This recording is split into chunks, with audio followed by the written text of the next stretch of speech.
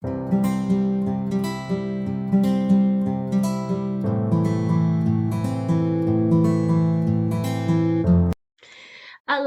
boa noite, estudantes da doutrina, bem-vindos! Hoje nós vamos avançar com o estudo do capítulo número 45, com o título No Campo da Música.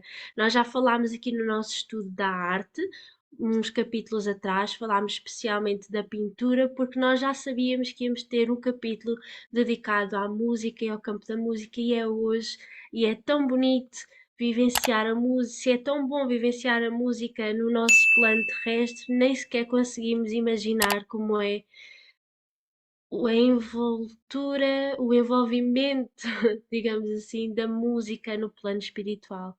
Vamos então dar início ao nosso estudo. Eu estou aqui com o grupo do Centro de Estudos da Doutrina Espírita Casimiro Cunha e vamos avançar com a nossa oração. E para isso eu vou pedir a todos que possam achar uma posição confortável, ir fechando os olhos e vamos ouvir a prece do nosso irmão Felipe.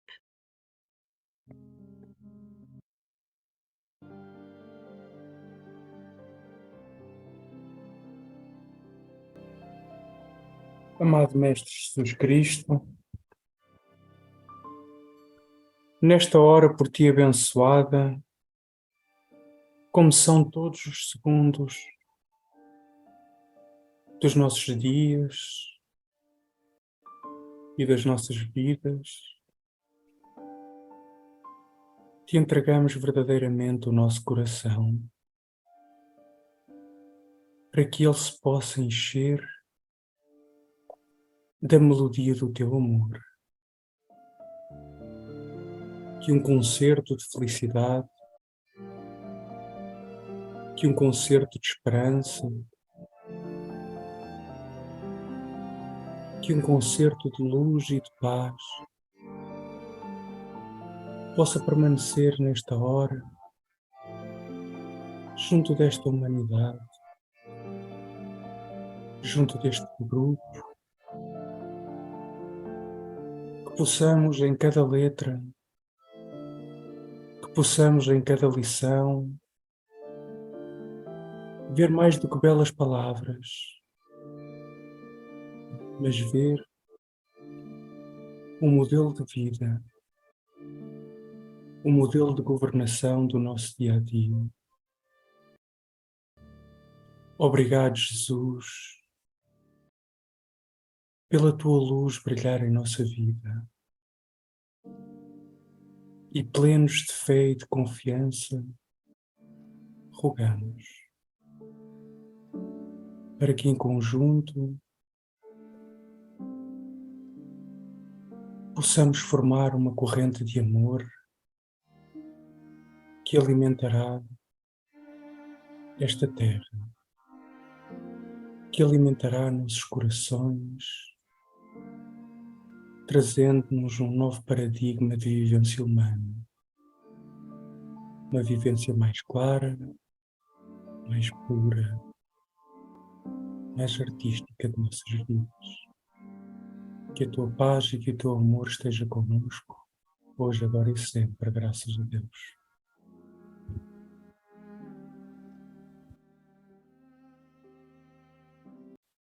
Do livro O Nosso Lar, psicografia de Francisco Cândido Xavier, pelo espírito de André Luiz, capítulo 45, intitulado No Campo da Música. A Dizinha Lísias convidou-me para acompanhá-lo ao campo da música. É preciso distrair-se um pouco, André, disse ele gentil. Vendo-me relutante, acentuou. Falarei a Tobias. A própria Narcisa consagrou o dia de hoje ao descanso. Vamos? Eu, porém, observava em mim mesmo singular fenômeno. Não obstante a escassez dos meus dias de serviço, já dedicava grande amor àquelas câmaras. As visitas diárias ao ministro Genésio, a companhia de Narcisa, a inspiração de Tobias, a camaradagem dos companheiros, Tudo isso me falava particularmente ao espírito.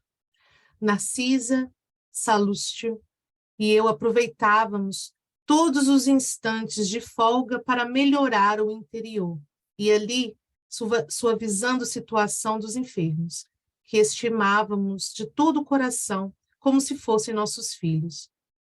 Considerando a nova posição em que me encontrava, acerquei-me de Tobias, a quem o enfermeiro do auxílio dirigiu a palavra com respeitosa intimidade.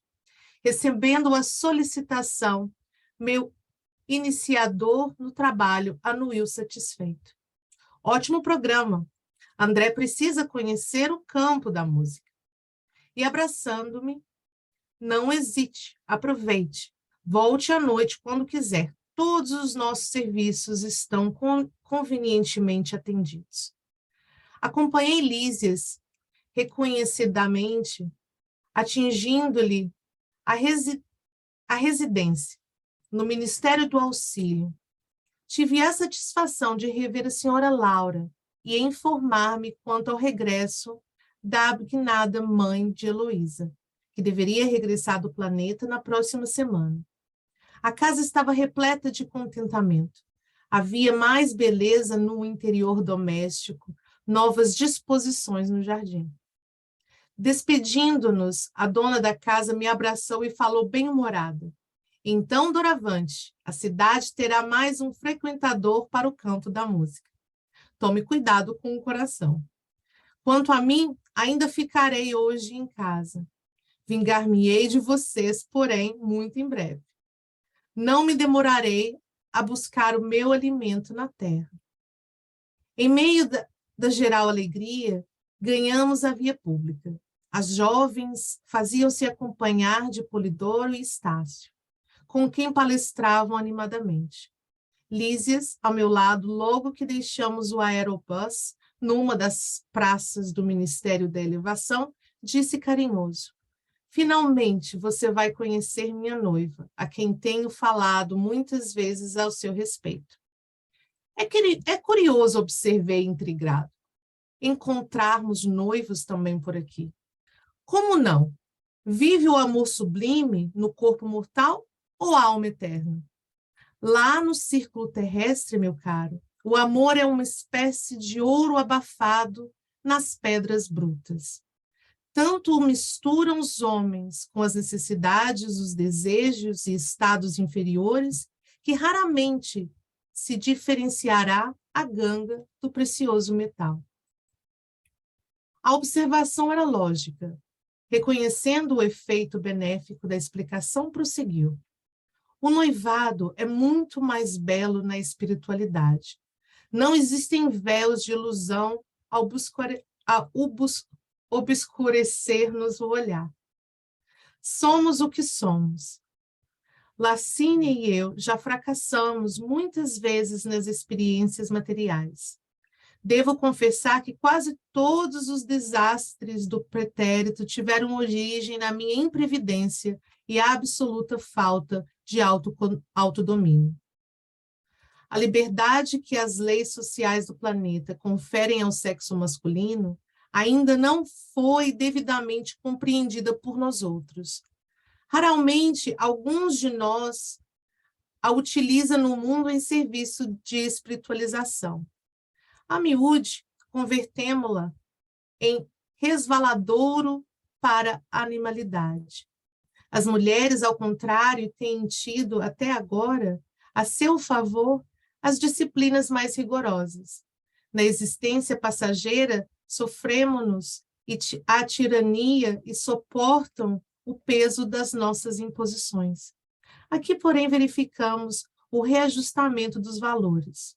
Só é verdadeiramente livre quem aprende a obedecer. Parece paradoxo. E todavia, é a expressão da verdade. Contudo, indaguei. Tem você em mira novos planos para os círculos carnais? Nem podia ser de outro modo, explicou ele pressuroso. Necessito enriquecer o patrimônio das experiências E, além disso, minhas dívidas para com o planeta são ainda enormes. Lacínia e eu fundaremos aqui dentro em breve nossa casinha de felicidade, crendo que voltaremos à Terra precisamente daqui a uns 30 anos. Havíamos alcançado as cercanias do campo da música. Luzes e indescritíveis beleza banhavam o extenso parque, onde se ostentavam encantamentos de verdadeiro conto de fadas. Fontes luminosas traçavam quadros surpreendentes, um espetáculo absolutamente novo para mim. Antes que pudesse manifestar minha profunda admiração, Lísias recomendou bem-humorado. Lacínia sempre se faz acompanhar de suas irmãs, as quais espero faça você as honras de cavalheiro. Mas, Lísias, respondi reticioso, considerando minha antiga posição conjugal, você deve compreender que estou ligado a Zélio. O enfermeiro amigo, nesse instante, riu a valer, acrescentando. Era o que faltava. Ninguém quer ferir os seus sentimentos de fidelidade. Não creio, no entanto, que a união esponsalícia deva trazer o esquecimento da vida social. Não sabe mais ser o irmão de alguém, André? Ri-me desconcertado e nada pude explicar. Neste momento, atingimos a faixa de entrada, onde Lísias pagou gentilmente o ingresso. Notei ali mesmo grande grupo de passeantes em torno de gracioso coreto, onde um corpo orquestral de reduzidas figuras executava música ligeira. Caminhos marginados de flores desenhavam-se à nossa frente, dando acesso ao interior do parque em várias direções. Observando minha admiração pelas canções que se ouviam, o companheiro explicou. Nas extremidades do campo, temos certas manifestações que atendem ao gosto pessoal de cada grupo dos que ainda não podem entender a arte sublime. Mas, no centro, temos a música universal e divina, a arte santificada por excelência. Com efeito, depois de atravessarmos alamedas risonhas, onde cada flor parecia possuir seu reinado particular, comecei a ouvir maravilhosa harmonia dominando o céu. Na terra, há pequenos grupos para o culto da música fina e multidões para a música regional. Ali, conduto, verificava-se o contrário. O centro do campo estava repleto. Eu havia presenciado numerosas agregações de gente. Na colônia, extasiara-me ante a reunião que o nosso ministério consagrara ao governador. Mas o que vi agora excedia tudo o que me deslumbrava até então. A nata de nosso lar apresentava-se em magnífica forma. Não era luxo nem excesso de qualquer natureza. O que proporcionava tanto brilho ao quadro maravilhoso era a expressão natural de tudo. A simplicidade confundida com a beleza, a arte pura e a vida sem artifícios. O alimento feminino parecia na paisagem, revelando extremo apuro de gosto individual, sem desperdício de adornos e sem trair a simplicidade divina. Grandes árvores, diferentes das que se conhecem na terra, guarnecem belos recintos, iluminados e acolhedores. Não somente os pares afetuosos demoravam nas estradas floridas. Grupos de senhoras e cavalheiros entretinham-se em animada conversação, valiosa e construtiva. Não obstante, senti-me sinceramente humilhado pela minha insignificância ante aquela aglomeração seletíssima. Experimentava a mensagem silenciosa de simpatia, no olhar de quantos me defrontavam. Ouvia frases soltas relativamente aos círculos carnais. E, contudo, em nenhuma palestra notei o mais ligeiro laivo de malícia ou de acusação aos homens. Discutia-se o amor, a cultura intelectual, a pesquisa científica, a filosofia edificante, mas todos os comentários tendiam à esfera elevada do auxílio mútuo, sem qualquer atrito de opinião. Observei que ali o mais sábio restringia as vibrações de seu poder intelectual, ao passo que os menos instruídos elevavam, quanto possível, a capacidade de compreensão para absorver as dádivas do conhecimento superior. Em palestras numerosas, recolhia referências a Jesus e ao Evangelho. E, no entanto, o que mais me impressionava era a nota de alegria reinante em todas as conversações. Ninguém recordava o mestre com as vibrações negativas da tristeza inútil ou do injustificável desalento. Jesus era lembrado por todos como supremo orientador das organizações terrenas, visíveis e invisíveis, cheio de compreensão e bondade, mas também consciente da energia e da vigilância necessárias à preservação da origem e da justiça. Aquela sociedade otimista encantava-me. Diante dos olhos, tinha concretizadas as esperanças de grande número dos pensadores verdadeiramente nobres na Terra. Grandemente maravilhado com a música sublime, ouvi Lísias dizer: nossos orientadores em harmonia absorvem raios de inspiração nos planos mais altos, e os grandes compositores terrestres são, por vezes, trazidos às esferas como a nossa, onde recebem algumas expressões melódicas, transmitindo-as, por sua vez, aos ouvidos humanos, adornando os temas recebidos com o gênio que possuem.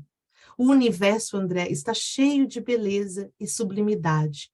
O facho resplandecente e eterno da vida procede originariamente de Deus. O enfermeiro do auxílio, todavia, não pôde continuar. Fôramos defrontados por gracioso grupo. Lacínia e as irmãs haviam chegado, e era preciso atender aos imperativos da confraternização.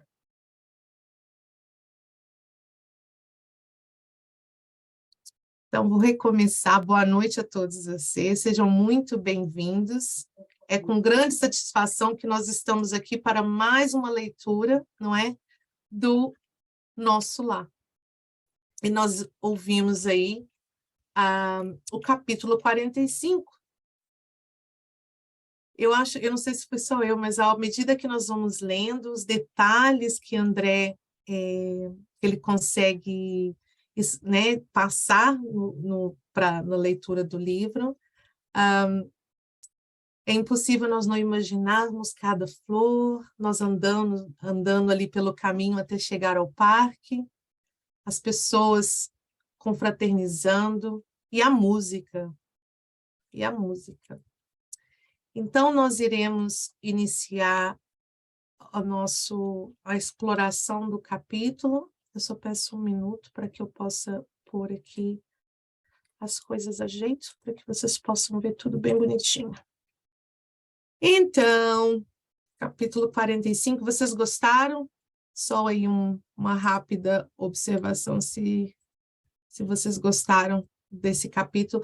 Eu acho que não tem um capítulo que a gente não goste, mas vocês conseguiram sentir aí a essência do campo da música. Para aqueles que gostam de música como eu.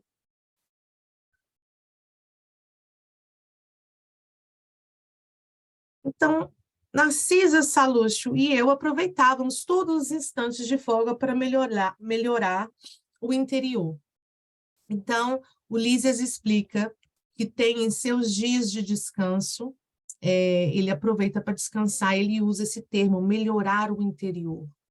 Pois, se nós pensarmos bem, o cansaço da matéria já não existe lá, certo? Eles não têm mais a densidade da matéria, mas nós aprendemos com o André no livro, não é só nesse instante, ele já mencionou para a gente anteriormente, que há o descanso, não é? E Se refazer apropriadamente em dias de folga não se refere aqui ao descanso físico, mas mental e espiritual. Aí eu pensei, não é? Quanto de nós nos beneficiaríamos se nós adotássemos essa prática de não só descansar o físico, mas tentar também descansar, não é? Espiritualmente, mentalmente. Olha que combinação importante. E aí, então, vou pedir aí, Ana, tem como você ler aí para mim a questão 254? Sim.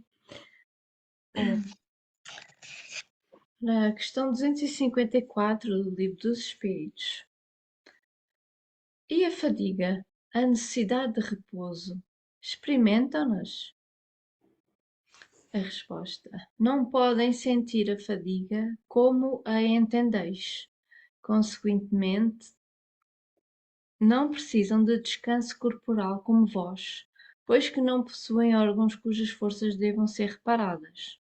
O espírito, entretanto, repousa no sentido de não estar em constante atividade. Ele não atua materialmente. Sua ação é toda intelectual e inteiramente moral, o seu repouso. Quer isto dizer que momentos há em que o seu pensamento deixa de ser tão ativo quanto de ordinário e não se fixa em qualquer objeto determinado. É um verdadeiro repouso, mas de nenhum modo comparável ao do corpo. A espécie de fadiga que os espíritos são suscetíveis de sentir guarda relação com a inferioridade deles.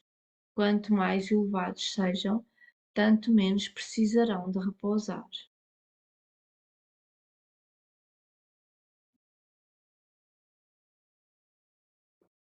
Obrigada, Ana. Então, se nós fizermos uma matemática, se nós pensarmos em nós mesmos, não só como seres encarnados, mas como espíritos, porque nós continuamos, não é, como espírito, não é? Se nós formos, aqui, ó, os espíritos são suscetíveis a sentir guarda relação com a inferioridade deles. Então, quanto mais elevarmos o nosso espírito, menos mentalmente estaremos cansados. Porque eu estou colocando o mentalmente com o espiritualmente.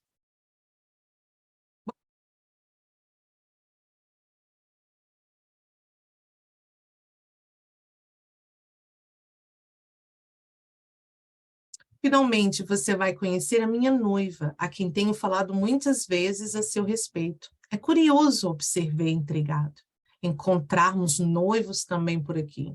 Vocês acham que é intrigante terem casais? Nós discutimos, discutimos no bom sentido da palavra, argumentamos aí o casamento anteriormente no plano espiritual, né? Citamos aí livros que podem ser lidos com relação a esse sentido, mas Lísias, ele dá aí um exemplo, ele diz, vive o amor sublime no corpo mortal ou na alma eterna? Se olharmos com os olhos de ver, o amor ele não é apenas um sentimento carnal, né? As emanações envoltórias sinônimas do amor são vastamente além das núpcias da matéria. No Evangelho segundo o Espiritismo, desculpa, Lázaro nos diz que na lei do amor, né, lá na lei do amor, no capítulo 11, no seu ponto de partida, o homem só tem instintos mais avançados e corrompido, só tem sensações, mais instruído e purificado, tem sentimentos, e o amor é o requinte do sentimento. Então, se você acha que ama alguém neste momento, isso é apenas uma sensação do que o amor realmente significa. Quando formos mais instruídos, estivermos mais purificados, nós teremos, então, a experiência, né, do amor sublime. Esse é o nosso foco. Depois ainda temos, na lei do amor, por Félenon. Eu não sei falar o nome em francês. Félenon. O amor é a essência divina. desde o mais elevado até o mais humilde, todos vós possuís no fundo do coração a centelha desse fogo sagrado. Amai muito para ser desamados, diz Sansão, um membro da Sociedade Espírita de Paris, em 1863. Amar, no sentido profundo do termo, é ser leal, probo, consciencioso, para fazer aos outros aquilo que se deseja para si mesmo.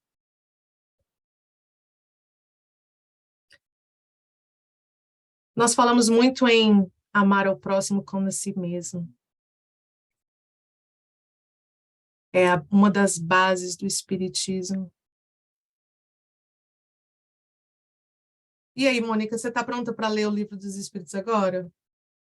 Questão 297, por favor. No livro dos Espíritos, de Allan Kardec, na questão 297, continua a existir sempre no mundo dos espíritos a afeição mútua que dois seres se consagram na Terra? A resposta, sem dúvida, desde que originada de verdadeira simpatia. Se, porém, nasceu principalmente de causas de ordem física, desaparece com a causa. As afeições entre os espíritos são mais sólidas e duráveis do que na Terra, porque não se acham subordinadas aos caprichos dos interesses materiais e do amor próprio. Obrigada. Aí temos uma explicação que condiz bastante com o que nós lemos no slide anterior, sobre o amor. Não é o amor sublime, não é como o nosso. E nós que achamos que amamos alguém. Ainda temos muito que aprender. Conduta indaguei. Tem você em mira novos planos para círculos carnais? Nem podia ser de outro modo, explicou ele, pressuroso. Necessito enriquecer o patrimônio das experiências e, além disso, minhas dívidas para com o planeta são ainda enormes. Então, é assim, meus irmãos, a pluralidade existencial, né, corporal, constitui um dos princípios fundamentais da doutrina espírita, que são abordadas no Segundo Testamento da Bíblia. Indo contra crenças e ideias derivadas da Grécia Antiga, da Índia, do Egito, do estudo pitagórico, né, de Pitágoras, né, que, segundo um artigo de Leandro Morena, diz que a teoria de metempsicose, ou da transmigração das almas, essa teoria consiste em afirmar que a alma ela é imortal. Quando a pessoa morre, a alma, logicamente, deixa o corpo e, em consequência disso, transmigra para outro corpo. E assim, sucessivamente, né, sempre reencarnando. Mas, né, se a alma atingir a purificação, ela conseguirá ficar aí no sentido ontológico, no auge da libertação, aí, caso contrário, ela terá que transmigrar até consegui-la. No Espiritismo é diferente, né? Nós não acreditamos, né? Vai contra o que nós acreditamos no Espiritismo. Por quê? Por que vocês acham que é diferente? Vocês têm alguma ideia aí? Eu ia pedir para repetir, porque eu não percebi a pergunta, desculpa. Não foi uma pergunta, foi mais uma opinião, né? Eu estava falando sobre o argumento da metempsicose. Uhum. Basicamente, que diz, não é, que sucessivamente o espírito do homem carnal, ele morre, a carne morre, o espírito não morre e ele continua voltando no mesmo corpo ou em outras coisas, como animais, plantas, né, e por aí vai. Essa é a ideia. A codificação espírita, ela vai contra esse argumento da metempsicose, desde que o espírito não regride. Uhum. Na questão 612 do Livro dos Espíritos, o Kardec ele pergunta se o espírito de um homem poderia encarnar em um animal, e eles explicam, né, o Espírito da Verdade explica que se tal acontecesse, seria retroceder.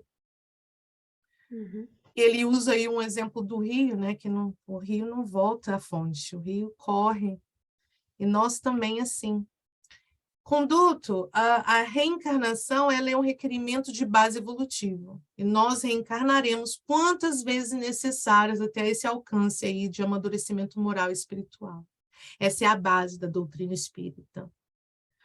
Para aqueles que leram o capítulo e ficaram aí sem entender, mas o que o Ulisses quer dizer aí com isso? E aí nós vamos explorar com Kardec um pouquinho sobre isso. Mada, você quer ler aí para a gente? Posso ler, sim.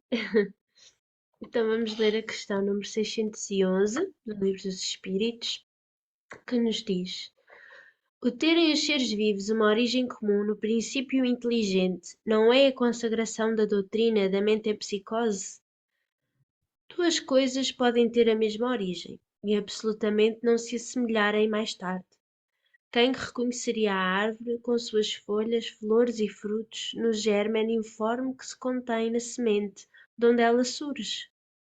Desde que o princípio inteligente atinge o grau necessário para ser espírito e entrar no período da humanização, já não guarda relação com o seu estado primitivo, e já não é a alma dos animais, como a árvore já não é a semente. De animal só há no homem o corpo e as paixões que nascem da influência do corpo e do instinto de conservação, inerente à matéria. Não se pode, pois, dizer que tal homem é a encarnação do espírito de tal animal. Consequentemente, a metempsicose como a entendem não é verdadeira. Pronto, aí já Kardec nos explica claramente, e com a explicação do Espírito da Verdade, foi bem clara a questão da reencarnação. Não, você não vai reencarnar num, num animal ou numa planta, não é? E me perguntaram, tem alguns dias atrás me perguntaram se eu achava que se ela teria ainda muitas encarnações pela frente. Aí eu perguntei, ó, vamos pensar no princípio que só uns milhõezinhos de anos, talvez, né? Só. E olhe lá. Para falar pouco, né? E olha lá. Agora, se onde é que vai ser as próximas encarnações? Se vai ser nesse planeta ou em outro, aí não posso saber, mas contem uns milhõezinhos para chegar aonde você quer chegar. Felipe, leia para a gente, por favor. Grandemente maravilhado com a música sublime, ouvi Lísias dizer: nossos orientadores em harmonia absorvem raios de inspiração nos planos mais altos, e os grandes compositores terrestres são, por vezes, trazidos às esferas como a nossa, onde recebem algumas expressões melódicas, transmitindo-as, por sua vez, aos ouvidos humanos, adornando os temas recebidos com o gênio que possuem. O universo, André, está cheio de beleza e sublimidade. O faz resplandecente e eterno da vida procede originariamente de Deus. Boa, obrigada. Então, aí, alguns capítulos atrás, nós falávamos sobre a importância da música e a influência energética que ela nos causa, não é? Houve aí um capítulo em que Lísias explicou, André, que ninguém trabalhava em nosso lar sem o estímulo da música. Eu adotei esse princípio e eu não trabalho sem ouvir música desde então. Na semana passada, nós falávamos como é importante nos atentarmos aos tipos de musicais que nós escolhemos, porque cada música, né, cada nota, cada sinfonia, ela nos ativa imensamente. Então, nós queremos ser atingidos positivamente. Mas são, então, os espíritos sensíveis à música? Aí nós vamos pedir ao Allan Kardec nosso grande irmão aí, para nos explicar. Dona Maria, tem como a senhora ler aí para mim, fazendo um favor, na questão 251? No Livro dos Espíritos, a 251, são sensíveis à música os espíritos. Aludes à música terrena, que é ela comparada à música celeste. A esta harmonia de que nada na terra vos pode dar ideia. Uma está para a outra, com o canto do selvagem para uma doce melodia. Não obstante, espíritos vulgares podem experimentar certo prazer em ouvir a vossa música, por lhes não ser dada ainda compreenderem outra mais sublime. A música possui infinitos encantos para os espíritos, por terem eles muito desenvolvidas as qualidades sensitivas, refirme à música celeste, que é tudo o que de mais belo e delicado pode a imaginação espiritual conceber. Obrigada, Dona Maria. E nós vamos ainda, neste mesmo pensamento, ler a explicação da questão 251, comentada pelo Espírito Miramês. Eu vou desligar aqui. Eu vejo todos vocês. E aí eu vou partilhar novamente, para que nós possamos ler. Aí eu vou precisar da ajuda de todos vocês. Quem quiser começar, vou fazer igual na quarta-feira, cada um lê aí um parágrafo e vai passando. Nós podemos começar, né? Boa, vai então. Sim, mas... Então, o Livro dos Espíritos comentado pelo Espírito Miramês. Filosofia Espírita, volume 5, capítulo 47. A música e os espíritos. Questão 251 comentada. A música é uma arte sublimada, cuja utilidade mesmo o homem primitivo passou a conhecer nos rudimentos da sua harmonia. A música do mundo se encontra distante da melodia celestial. Entretanto, está subindo na escala para que no amanhã atinja a perfeição espiritual, facto constatado pela fração de luz que chegou como amostra da música divina, pelas interpretações dos mestres dessa arte, a chamada música clássica. A música clássica que existe na Terra foi ouvida pelos seus compositores humanos nos planos da vida maior, que fizeram cópias rudimentares da original. Porém, já é uma boa dádiva para os homens. A música da terra, mesmo a clássica, se compara como solfejo incompreendido, em relação às melodias dos mundos superiores que vibram na mais perfeita harmonia do universo. É como que o canto de Deus para a felicidade dos seus filhos que tenham ouvidos para ouvir.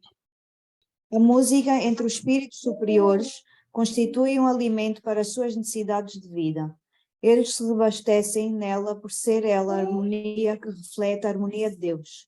As melodias do céu ainda não podem verter-se para a terra como são por faltarem faculdades despertadas nos homens para a sua profunda apreciação.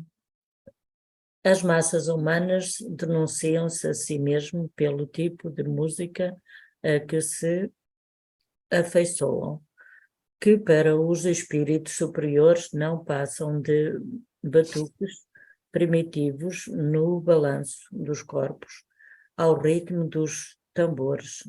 Sabemos que tudo isso são processos de despertamento espiritual, capazes de, com o tempo, os levar às sensibilidades do modo a gostarem da melodia refinada que está se aproximando da Terra por processos que escapam à percepção humana.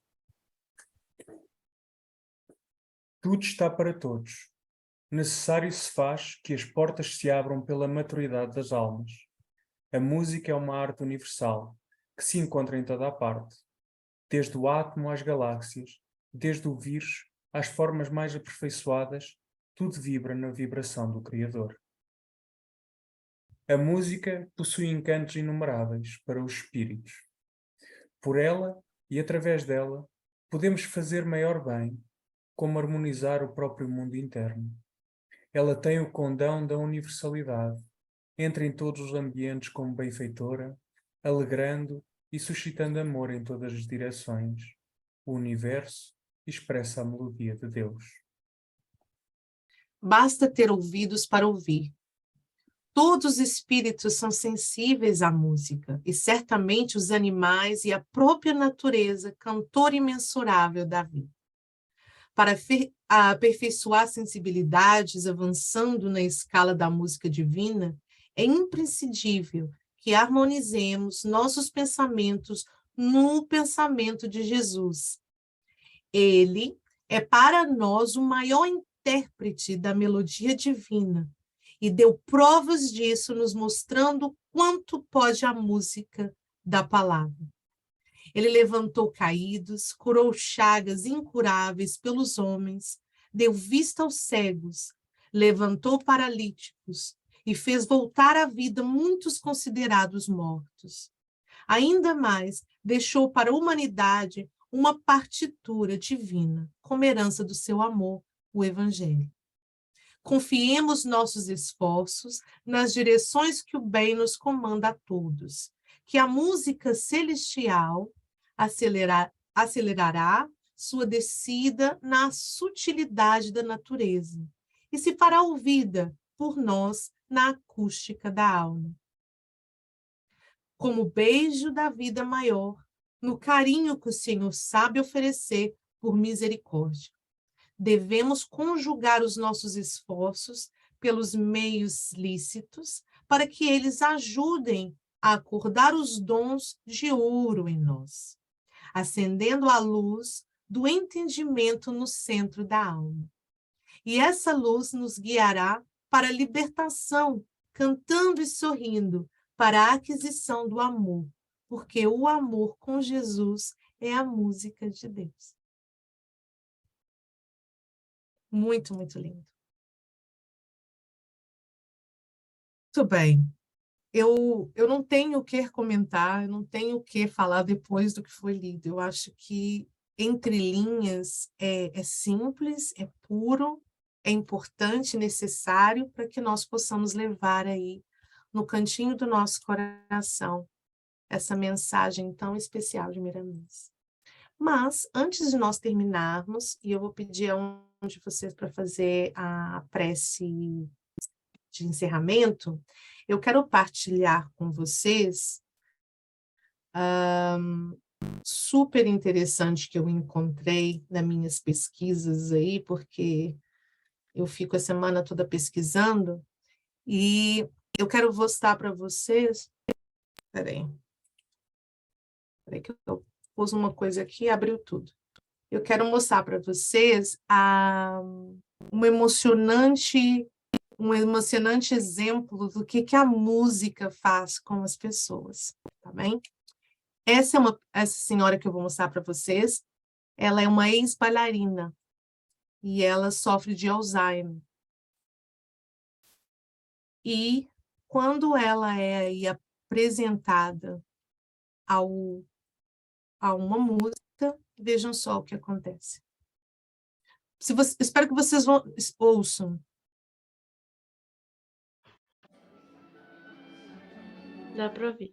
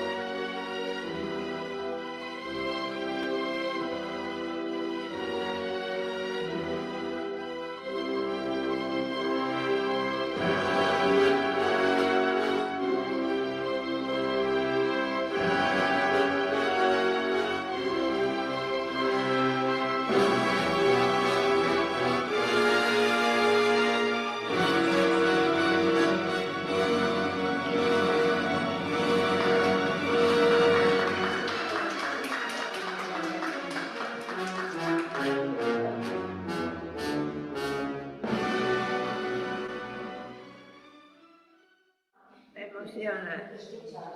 Normal, cariño mío, ¿cómo no va a emocionar? ¿Y tú no emocionas a nosotros? Bailando también. Pero hay que coger la punta. Hay que coger la punta, ¿verdad? Exacto. Récord. Muy bueno. Hay récord. Esas son piernas. Eso es más piernas, ¿no? Son 50. Madre mía.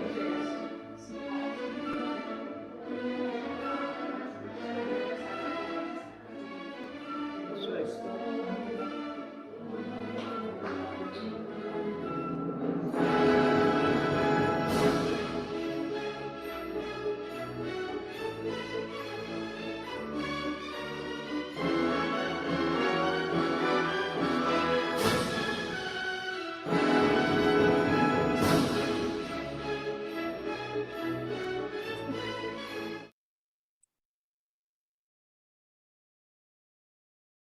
Pois aí está um exemplo do poder na música, não é? Para alguém que sofre de Alzheimer, de demência, que não se lembra de nada, e a música desperta aí, não é? Essa memória. Quem é que pode fazer, então, a prece de encerramento? É a Mónica. Está ali. Mônica.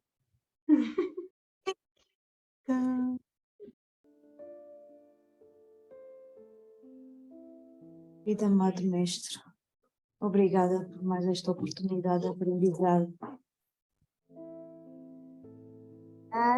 Obrigada por tudo aquilo que nos tens dado e pelas lições aprendidas.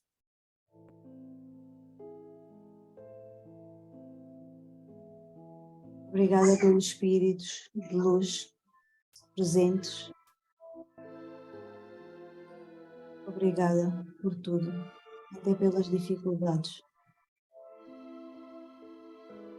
Amado Mestre, cobre-nos com o teu manto de amor, agora e sempre. Assim seja. Assim seja. Graças a Deus. E assim, por aqui nós vamos ficar essa noite, abençoados pela graça do Senhor, não é? Agradecemos a Ele aí essa oportunidade de nós estarmos aqui presentes, pelo aprendizado. Vocês gostaram do que nós tivemos essa noite? Muito. Que bom, que bom. E nós vamos nos comprometer a estar aqui na próxima semana, se assim Deus o permitir, não é?